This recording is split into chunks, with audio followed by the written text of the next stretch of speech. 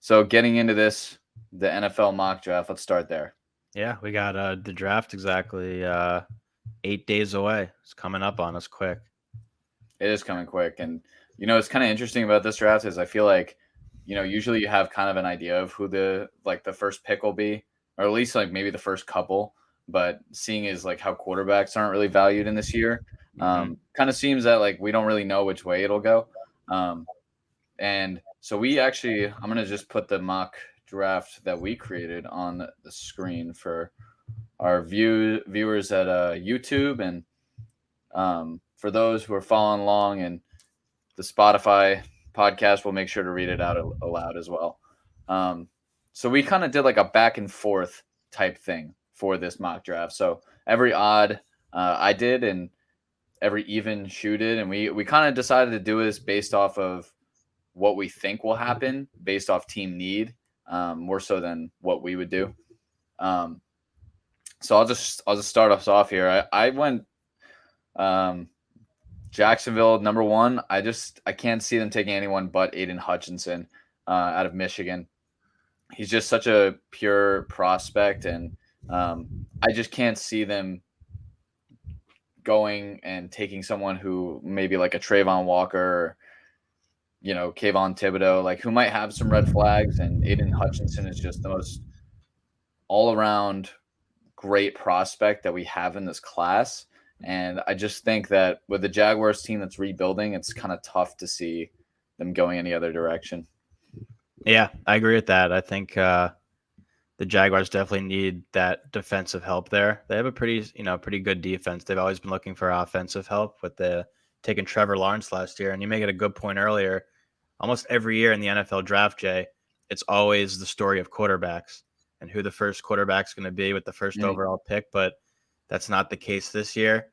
So I agree with Hutchinson. He was such a beast at Michigan. I think it's a no-brainer for them. But then for me, taking the even picks with the Lions coming up, I think they definitely could use some defensive help. Taking Penei Sewell last year was a good pick for them to help out the offensive lineman with Jared Goff under center. But I think they could definitely use some edge help. And Kayvon Thibodeau is just such a beast.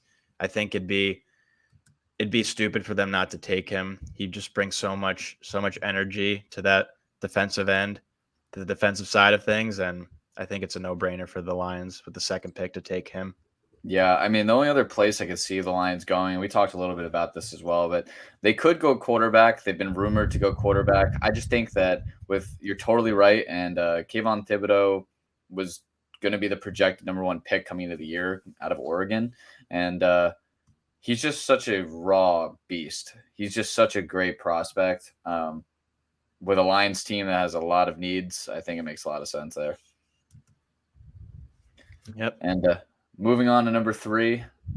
So number three, I think they could go a lot of different directions. If you look at any of the sites that are on out there, like PFF, Player Profile, Player Profile, or whoever, it always says like the team needs for the Texans, and I can't wait to see if this is actually what happens come the actual NFL draft next Thursday. I would love to see them say that like the Texans needs are everything, Yeah, like it because they really are, is. Yeah. because they are.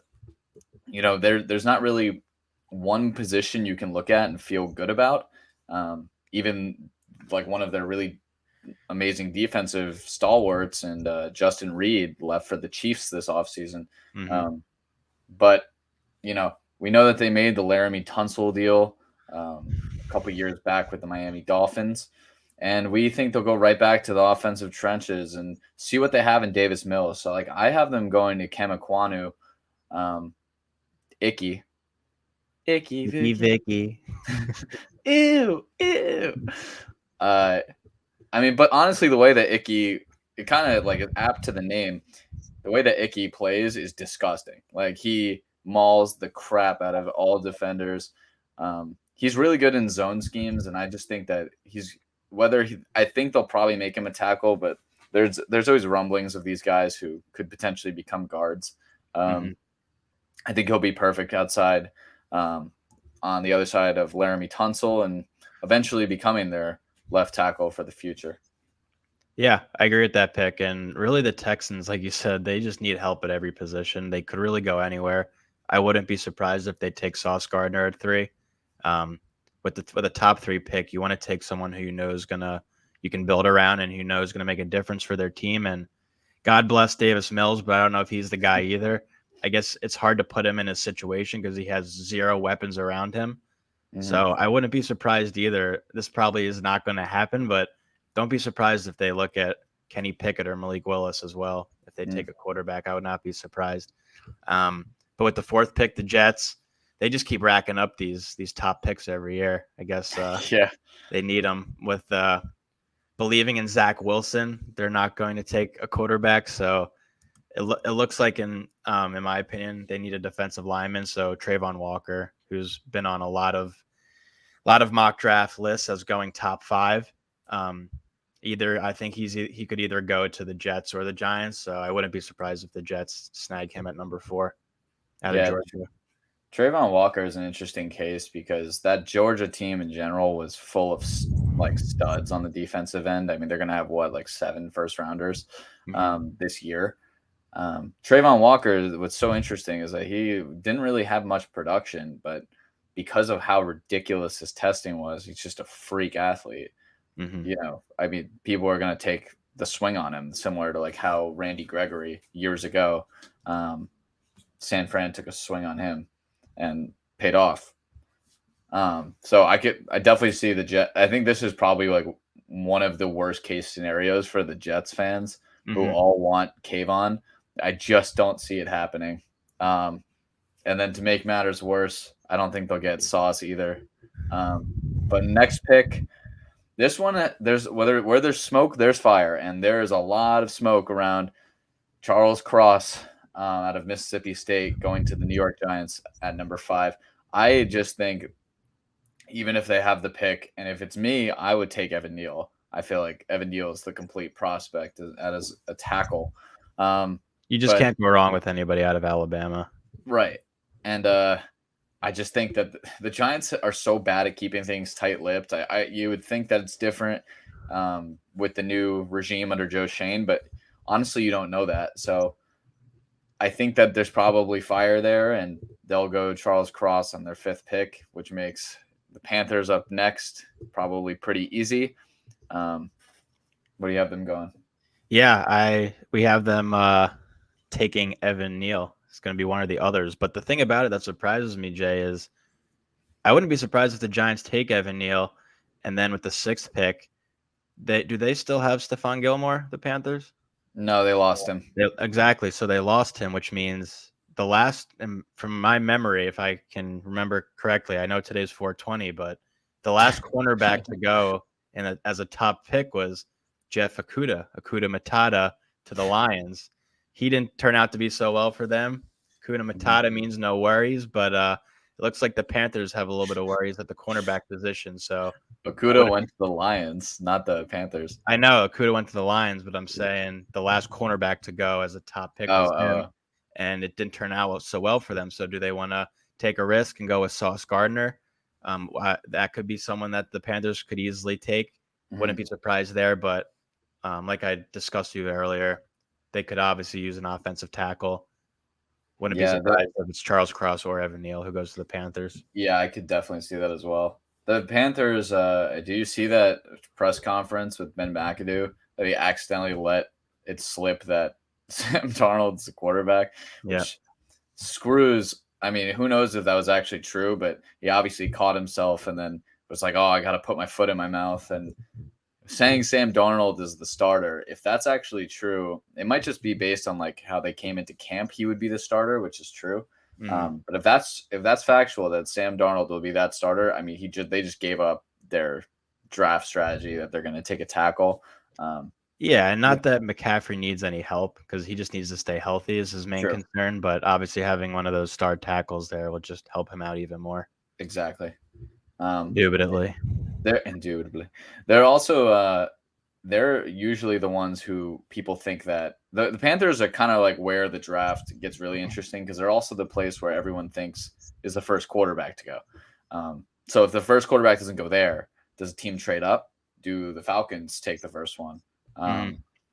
Well, we know the next pick. I think this will be an easy one for the Giants. At 7, Sauce Gardner, lockdown cornerback 1, out of Cincinnati. He's such an amazing prospect. We'll see how that actually translates. Again, like the Giants took a first round cornerback 3 years ago, 2019, the same draft class as Dexter Lawrence and Daniel Jones. And that was probably the biggest bust and one of the biggest busts in NFL history in the cornerback position, I would assume, in Oh yeah. DeAndre Baker, who got arrested, then didn't get arrested, then went to the Chiefs, then didn't go to the Chiefs. And he's just a disaster. The Giants swung, they missed hard. But this looks like they'll go back to the mill at cornerback, and he fits the scheme that the new defensive coordinator will be putting in place, Wink Martindale, which is a really heavy man scheme with a lot of blitzing. So he would fit that for sure. But Yeah. And I'd be very surprised, to be honest, if Sauce Gardner falls to 7. But if he does, I think that's a no-brainer for the Giants because you need someone who's going to stop Devonta Smith this year. It's a no-brainer. more like Jalen Rager. All right. So number 8, who do we have going there, Shu? Number 8, I have the old Pickster, Kenny Pickett. The Picket Falcons, fence. after losing Matty Ice, they need a quarterback. And I was debating, do they go Pickett or do they go Willis? And there really is no, in my opinion, no brain number 1 quarterback in this draft. There Yeah. is a lot of talent with Matt Corral, but I think Kenny Pickett probably is he really played well at Pitt this past year, and obviously college transitioning over to the NFL is a big jump, but I think Pickett should be just fine with his hands. Right. I could see the Falcons taking him there. I could see that too. I kind of think, I mean, there's some rumors that the Falcons will go receiver, as we talked about, probably replacing Mr. Ridley, the pro gambler himself. I kind of think that if they had a choice, they'll go Malik Willis, in my opinion. The reason I say that is just because of who they signed after, with Marcus Mariota being very much a dual threat kind of quarterback. And Kenny Pickett can run, but he's more of a pocket passer. And Malik Willis just has the sky is the limit if he can reach it. But again, he was playing, lower level competition at Liberty. So who knows really what you're going to get out of him. But we do have number 9, the Seahawks taking that swing. Back-to-back quarterbacks, Malik Willis. Arguably the highest upside in this entire class. Mm-hmm. But also he could be terrible. Really big shoes to fill there in Seattle with losing their star quarterback in Russ, and they need to fill that position. I know they have a couple quarterbacks there, nobody they can really rely on, but they need a star quarterback, especially if we'll talk about this a little bit later in the show. But if they're going to keep DK along, they're going to need to find someone who can get him the football. You don't think Drew Lock could be the answer? I do not think so. Or Geno Smith? No. Maybe. Well, we shall see. We shall see. But then at number 10, we got the Jets up again. Like I said, a lot of first round picks for these New York Jets, and this draft class really, in my opinion, is just a story of wide receivers. There's just so much depth, so much talent, and really anybody could go to the Jets with this pick. Not saying they're definitely going to take a wide receiver, but it looks like it because they could definitely use someone. Elijah Moore really took a big jump in his rookie year. Denzel Mims, who really knows what's going to happen with him, but they definitely could use another receiver in that core for Zach Wilson to get the ball to. And, this was a toss-up for me. I thought it was going to be Jameson Williams, no doubt. But with his, injury, who really knows, his draft stock definitely plummeted a little bit with that, despite how talented he is. I could see Drake London going there, but out of Ohio State, I'd go with Garrett Wilson on this one. I think you really can't miss with that pick. Yeah, I definitely agree with you. And again, the Jets are, and Joe Douglas is actually really good at drafting. Last year, he had a great draft too. Mm-hmm. I just feel like they're at a place where they can't miss on prospects like this. And Garrett Wilson is one of those prospects that it's really, really hard to miss. He's a very pure route runner, explosive. it's ironic because Garrett Wilson has actually never led that team in receiving yards. It was actually Jackson Smith and Jigba who will be out of next year's draft class, um, who will be incredible, and then uh, Chris Olave, who we'll get to in a little bit, he actually led them the year before that. Mm-hmm. But out of pure talent and production, I think Garrett Wilson will give it to you. And the Jets need someone on the other side of because like who are they? Corey Davis is like they paid him a lot of money, but he's constantly hurt and honestly he pretty much underwhelmed so far in his Jets career and Yeah, really his I mean, career in I think he general. had a pretty solid year last year, but I you just can't. feel I just feel like for the money, like he didn't It's play not. up to Yeah, the you're money. not getting your bang for your buck. Yeah, like he definitely played okay, but just not like they signed him to be the number one receiver on the outside. Um, but we'll see. And then the next receiver we have for the Washington Commanders, which will take getting some used to, Yeah. Drake London out of USC. This is a guy who balled out until he fractured his ankle. He Mm-hmm. had over 1,000 yards and he played, I think, not even half the games. Um, he was amazing. He probably would have won. I can't remember what the award is called, but for the best receiver in the nation, Yeah. had he stayed healthy. Some of it was force feeding, but he's kind of like a Mike Evans, Brandon Marshall type, and they don't really know what's going to happen with Terry McLaurin, which we'll get to in a little bit. But um, he's a very, very good player, and if he can return healthy and in the pro day videos, he kind of looked healthy. That'll be huge for them and a tough guy to cover for sure. Yeah, I think Drake London's so talented. You could put him in the slot, you could put him out wide. He would really complement Scary Terry well. And there's been controversy around Scary Terry, like you said. We'll get to that, but just with what that man's been able to do with what is it? The He's had quarterback four play. or five different quarterbacks, and Mhm.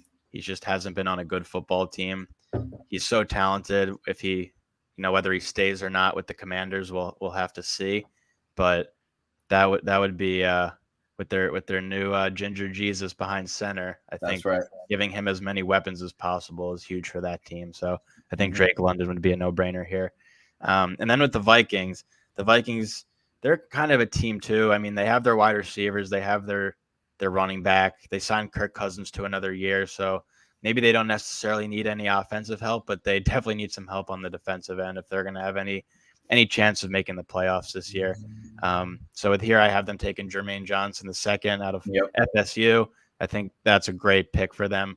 I was hoping he'd fall a little bit later in the draft, but I think that would be a great pick for the Vikings. Yeah, Jermaine Johnson, another guy that was on that Georgia defense actually, and transferred to Florida State, and then Mm-hmm. made a name for himself, and obviously was just buried under tons of talent. I think he's probably, in my opinion, I think he's one of the best edge rushers, pure edge rushers in this draft, and I don't think it's particularly close. If I'm the Vikings, though, in this case, I go, uh, I go Derek Stingley myself. Um, I think they like those LSU guys, and Derek Stingley has the potential. This is the problem with this class. A lot of it is based on potential, and Derek Stingley specifically had an unbelievable rookie year. But then there was the COVID year, and then he kind of fell off a little bit last year. It kind of seemed like he wasn't very motivated. The LSU team wasn't as good. Um, so if he can get back to that, and he also dealt with a lot of injuries, I should mention as well. If he can get back to that way where he was practicing against Jamar Chase, Justin Jefferson every day in practice, Terrace Marshall, like those guys are bona fide studs. Maybe not Terrace Marshall, but the other guys. And if he can get back to that, that will be a steal late. And I think that they really need corner help right now because Yeah, Patrick Key is all they got. yeah, the Vikings secondary and their corners have not been what they've been of years past. So I could Didn't see they that give happening Harrison as well. Smith a massive contract too? Hmm. Yeah, that's crazy. He's really old, actually. Yeah, he just can't seem to stay away from Minnesota. um, but I definitely could see them going Jermaine Johnson there. Next is one of the guys who has slid in this draft, and Mhm. our model at some points in this process, he was mock to go number 2. Um, Yeah. I think Lovie Smith, who's a defensive minded head coach for the Texans, gets a guy that he could really build that defense off of in Kyle Hamilton.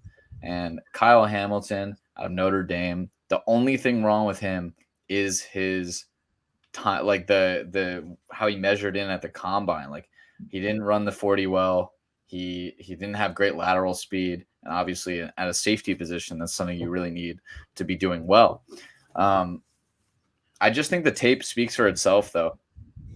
But it's kind of interesting that we're not going to get to him, but this guy named Kyron Williams, also out of Notre Dame, he's a running back, also tested horrible, but the tape says something different. So it's kind of interesting that they're both out of Notre Dame and both have that issue. But I just can't see them letting him slide past this. Yeah. And then at 14, we got the Ravens, and they could really go anywhere here. I think they need help at a lot of positions as well. Yeah. With the Eagles coming up next, I really hope that Jameson Williams falls to them. But I also wouldn't be surprised if the Ravens take him, because they definitely need wide receiver help. Mark Andrews has been their wide receiver one, really. Edward Yeah. Brown had a good year last year, but he's not always reliable. They need to Mhm. find a way to get Lamar another target. So I wouldn't be surprised if they went with Jameson Williams or Treylon Burks, or Chris Olave, to be honest. But they definitely need to get Lamar some help. They had one of the biggest collapses, just really a tale of two seasons for the Ravens last year, with how they started and then how they finished, not making the playoffs. But Mhm. they need to find a way to get Lamar Jackson some help. Make sure you keep your quarterback healthy. So with this pick, I think I could see them taking a tackle, and taking Trevor Penning, I think, is a no brainer for them. I think they're going to be one of the best teams in the league next year. Like with everyone healthy, they dealt with so many ridiculous injuries. Like the running back, both the tandem, J.K. Dobbins, Gus the Bus, Lamar was hurt a lot of the year. You have Marcus Peters, who got hurt right before the year started. I think they're gonna be pretty good. Um, Mm-hmm. I personally I find it hard to see them taking a receiver, only because they took Rashad Bateman in the first round last year, and he also was injured a lot of the year. Um, so that I think they would probably want to see what they have with him. But Trevor Penning is a very good tackle, and someone to replace Orlando Brown. Ronnie Stanley was hurt a lot last year too, so I could definitely see them going either way though. Mm-hmm. And then the Eagles taking Jameson Williams, that would be huge for them. Um, Jameson Williams is a really, really, really good player. Had an unreal year at Alabama before tearing his ACL in the was it in the championship game or in the semifinal? It was in the In the championship game. championship game. So he tore it in the championship game, which is just tough. Sometimes that stuff happens, and ultimately it's not as bad as it used to be. ACLs used to set receivers and running backs back years, and the medicine is just better now. But this would be a huge snag. Even though I think Jameson Williams won't be able to start the year, and he'll probably Yeah. have to like game 4 or 5 he'll start, or he'll play and kind of work his way back. You have this guy for 4 years, 5 years, like that makes that worth it any day of the week. Yeah, and I've said this before in previous episodes, but I don't know if I trust Jalen Hurts. He's still young. He's mobile. He has a lot of talent, but it's just a shame that he's in kind of like a make or break year already. And he's so young, but for him, it's just kind of getting weapons around him. They were able to bring back Jason Kelsey, which is huge, but they just need to get him options. He can't run the ball every single time. They're not going to win the game with him running the ball. Miles Sanders needs to stay healthy, but they have Dallas Goedert, who they're trying to make into a Zach Ertz type player. He's very talented. Bringing in Devonta Smith, he had a huge rookie year for us. Quez Watkins has a lot of talent. Who knows what's going to happen with Jalen Reagor, but bringing in another playmaker like Jameson Williams could be huge for the Birds. And then we go to the next pick. They were supposed to have back-to-back picks, but then they made that trade with the Saints, and they gave them the 16th pick. And the Saints need a lot of help too. I know that Jameis Winston will be their quarterback once again, but assuming that they're not going to take Matt Corral or any of the other remaining quarterbacks, they definitely need wide receiver help as well. Not knowing the future of Michael Thomas. Alvin Kamara and everything going on with him. So I think taking Traylon Burks here, he's so talented, would be a good time for him and try to build around him Yeah, he with the kind of receiving reminds me core. of like an AJ Brown type guy. Like he's so physically massive, and he's Whoa. so good at running after the catch. I think everyone made too much of his 40 time being a 4.55, and Hmm. he has a lot. Like people have a lot quicker game speed than they do like running in a straight line, which takes practice, and it's not everyone's amazing at it.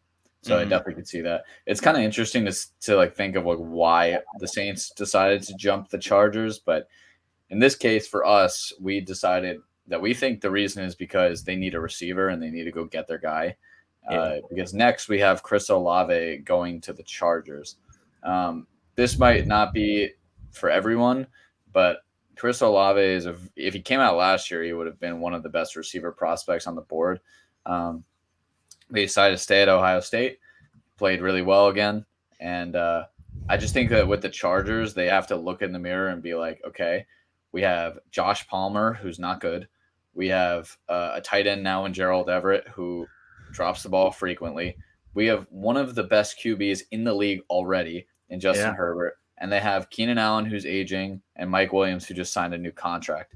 So I Hmm. think that Chris Olave makes a ton of sense, especially to learn from a guy like Keenan Allen, who's really similar to him in skill set. And Chris Olave is also very fast.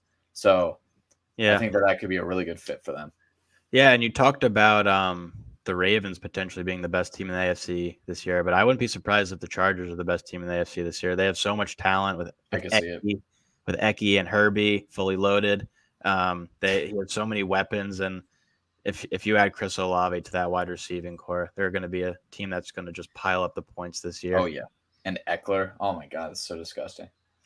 Yeah. All right. Um, Back to your birds on number 18. yeah, going to the Philadelphia Eagles at 18. The Eagles here, I mean, looking at our board, we could definitely use some cornerback help as well. And you really talked up Stingley, so I think that'd be a great pick for the Eagles. But they also need some linebacker help. So Devin Lloyd, who's a beast as well, I think could be a good pick for them there. Yeah. The going back, I mean, and we have the Saints actually taking Derek Stingley on this next pick. Derek Stingley, like his best comparable is what I was looking at is like a Marshawn Lattimore. Like he's Mhm. really, really talented. It's just he never put it together. So and it's somewhat of effort, and we need to see more from him.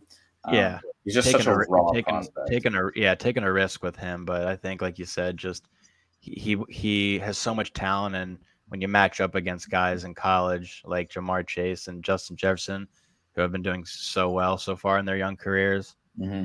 he's only going to get better. So Yeah, I think that'd be a great pick for the Saints. and there's plenty of videos too, actually, where he was shutting Jamar Chase down. So it's just kind of a bummer to see like what his career had been. Obviously he's crazy talented, or he still wouldn't be in the top 20, right? So Hmm. um, I really love Derek Stingley. If he's healthy, if he's motivated, I think that's a steal at 19 alongside Marshawn Lattimore for the Saints. And moving Yeah, on to the Steelers. yeah. Moving on to 20 with the Steelers, their draft talk I think has been primarily surrounding around who's going to replace Big Ben. They bring in Trubisky, who's most likely going to be their starter. But I don't know. I mean, I don't know if it makes sense for them to take a third quarterback, assuming you would take Matt Corral here. But then you just have like three young quarterbacks with Mason Rudolph and Matt Corral. So I just don't know if that pick would really make sense to me. They do need wide receiver help with losing Juju and James Washington. Um, so I think here taking Jahan Dotson out of PSU, and we'll get to this pick in a second, but the Packers losing Devontae Adams, they need wide receivers bad. So just taking all the wide receivers off the board here, trying to make Aaron Rodgers. I think Yeah. John Dotson has a lot of talent. Going to be interesting to see how that transfers over to the NFL and what he'd be able to do. But um, you know, putting him on the Steelers depth chart and learning from someone like Deontay Johnson would be huge for him. Yeah, I like Jahan Dodson a lot. Um, the I like him Steelers a are lot. one of those teams that you just know who they're looking at, and I know they want Malik Willis, but I think they'll have to trade up to get him. Yeah. So obviously we're not doing trades in our mock draft, but I could definitely see them doing a trade to make sure they get their guy. Mhm. I think that Malik Willis is the perfect person to, if he went to the Steelers, like I would be thrilled for them.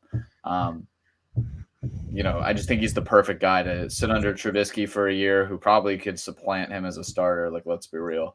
Yeah. And then Mike Tomlin's never had a losing season, and I don't think it starts now. So I think that's a really good place for him to go.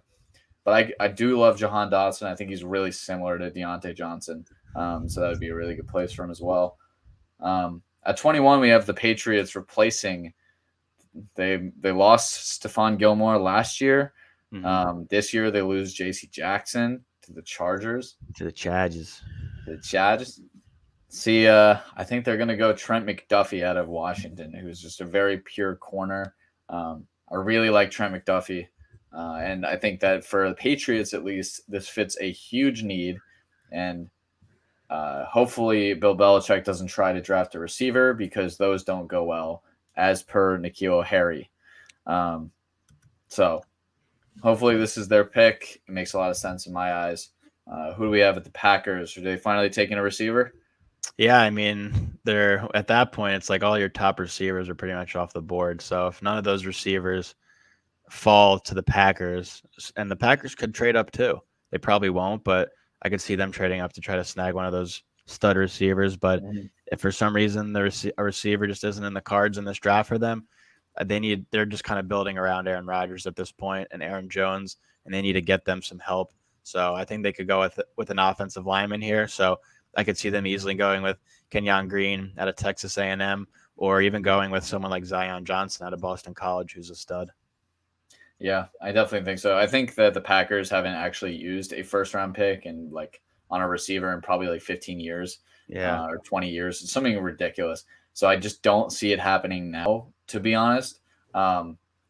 They have some offensive line deficiencies because they've lost a lot of guys in free agency. They might have to call Jordy Nelson and Greg Jennings, get the band back together. If Jordy Nelson came back, I would love that. I mean, awesome. Aaron Rodgers wants all the guys that he lost, right? So he started with Randall Cobb. Is Corn on the Cob still on the team? Corn on the Cob, I think, is on the. Maybe he's not on the team.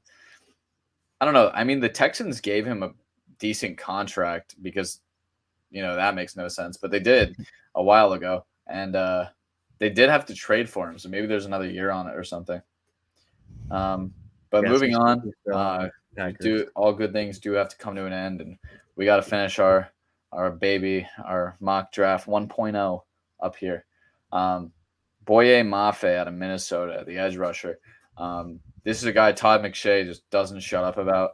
I do really like Boye Mafe as well, and I think that they needed a replacement for Chandler Jones on that defensive line. They lost him to the Raiders, and they don't have any backups for him. They're not going to get pressure. That defense is not looking nearly as good as it did a couple years ago, and they really need help. I think Boye Mafe fits a huge need. Yeah, I agree with that pick. And if the Cardinals don't take him, I think the Cowboys would, because they absolutely hit a bullseye with Micah Parsons last year. So I could see them going with another defensive guy to help just make that defense even stronger. That was a tragic ending to their season last year with Dak Prescott, but yes, I think they need some defensive help. So either they'd take Boye or they'd take Devontae Wyatt. Yeah, and so you have I could see that. I could see them going O lineman too. It wouldn't shock me, to be honest. They needed to replace Travis Frederick, who retired a couple years ago. So I could see that happening, and taking like a guy like Tyler Linderbaum, who's falling purely because of his arm length, which is nuts because he's easily one of the best, if not the best, offensive lineman in this class in terms of production. And he's out of Iowa, which is like a factory for O linemen. But we have 25, the Bills. They can kind of. I know a lot of people are thinking that they might take a running back here in Breece Hall, but realistically, for a team that has taken a running back in the third round 2 years in a row with Singletary and Zach Moss and kind of struck out on both. I really don't think they're going to take one in the first round. So I think they'll go best player available, and in this case, I think it's Nakobe Dean. I could also see them going O lineman here. It wouldn't shock me. They lost a couple guys to the Giants. Thank you, like Feliciano, but I do like Nakobe Dean a lot. I think the only reason he's even going to fall is because he didn't test anywhere, which is kind of weird. Maybe it's because he's shorter or something, or he's slower in the 40 or whatever. It's the only reason, though. He's easily one of the best prospects in terms of film that you'll see. Nakobe Dean was a leader of that team. Mm-hmm. Yep, absolutely. Now onto the Titans at 26. We'll talk about AJ Brown in a second, but I could see them taking a wide receiver here. Sky Moore potentially. I could see it. But they also, just getting offensive linemen to help out Tannehill, and not that King Henry needs any type of help, but just with how good he is, adding another offensive lineman will only, expand his numbers. So I think I could see them taking Zion Johnson here, or like you said, even maybe reaching a little bit and taking Tyler Linderbaum, which really isn't even a reach at all. No. Yeah, I could totally see that.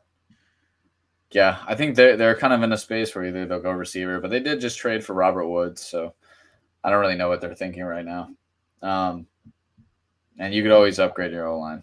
What's the deal with Julio? Did they cut him? Yeah, they cut him. Yeah, I thought so. Yeah. AJ Brown and Bobby Trees. Bobby Trees. I'm adding another receiver there. Trees, 420. Makes sense. Who do you think the Bucs would take here? Just what an offseason they've had with Brady coming out of retirement. I'm sure he enjoyed his vacation, and then giving the franchise tag to Gotti, Chris Godwin, bringing Leonard Fournette back. Who do you think the Bucs would take here realistically?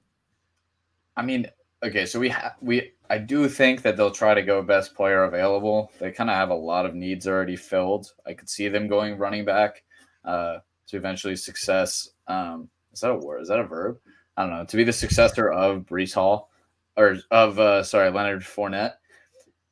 We have Jordan Davis going there, who's an absolute freak. The way he tested was nuts. He's like 360 pounds, ran like a 4.7. Like, that's so crazy. Yeah, Georgia just produces Bulldogs. Yeah. Yeah, I do. I really like Jordan Davis. I think that more likely they'll go O lineman. I really do believe that. But I'm also the one who made the pick, so I really don't know what I'm saying. All right, moving on. The Packers.